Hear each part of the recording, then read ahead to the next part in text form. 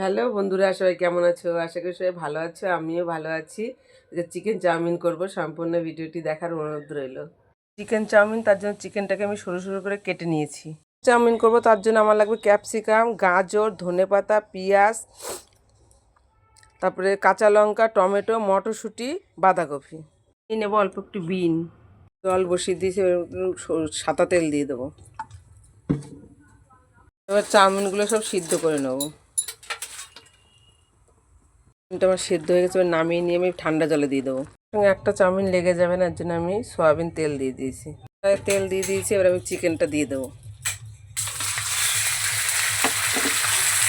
অনেকটা ভাজা হয়ে এসছে, এবার দিয়ে দেবো পাতাকপি, গাজর, ক্যাপসিকাম,